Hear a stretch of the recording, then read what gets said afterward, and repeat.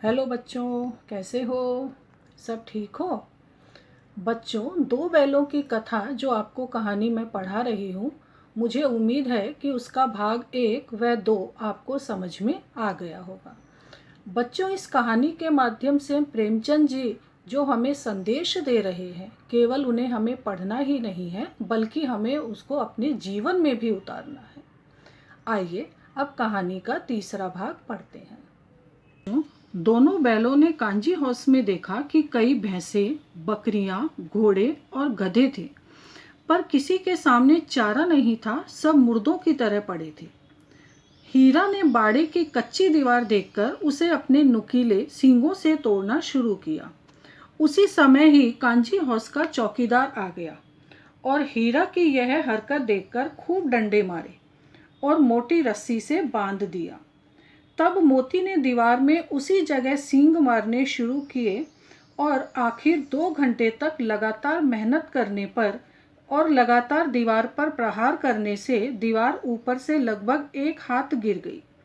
फिर उसने यह देखकर दुगनी शक्ति से दूसरा धक्का मारा तो दीवार आधी गिर पड़ी। दीवार गिरते ही घोड़ियां, बकरियां और भैंसें भाग गई।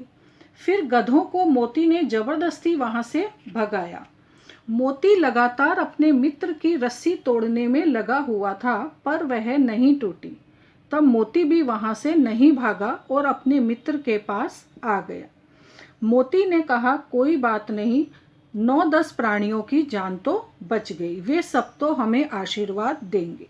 बच्चों, इस घटना से अत्याचार का विरोध करने, परोपकार करने तथा सच्ची मित्रता की प्रेरणा मिलती है। 1 सप्ताह तक दोनों मित्र कांजी हाउस में बंद रहे। किसी ने चारे का एक तिनका भी न डाला। पूरे दिन में एक बार पानी दिखा दिया जाता था, अतः दोनों बैल दुर्बल हो गए थे। एक दिन कांजी हाउस के सामने 50-60 आदमी जमा हुए और दोनों बैलों को बेचा जाने लगा, पर ऐसे कमजोर बैलों को कोई खरीदने को तैयार नहीं था। तभी एक दड़ियल आदमी जो कसाई था, उसने दोनों बैलों को खरीदा और अपने घर ले जाने लगा। दोनों बैल डरे हुए थे अपनी मृत्यु को सामने देखकर। अचानक हीरा मोती को वह रास्ता जाना पहचाना लगा और झूरी के गांव का रास्ता पहचानकर उनकी सारी थकान और दुर्बलता गायब हो गई। तब दोनों खुश होकर अपने घर की ओर भागे। झूरी ने जब अपने बैलों को देखा तो उन्हें गले लगा लिया। दोनों मित्रों की आंखों से भी आनंद के आंसू बहने लगे। तभी दड़ियल आदमी ने कहा, ये मेरे बैल हैं, मैं मवेशी खाने से अभी लेकर आया हूँ। पर झूरी ने कहा, ये मेरे बैल हैं, इसलिए मेरे द्वार पर खड़े हैं।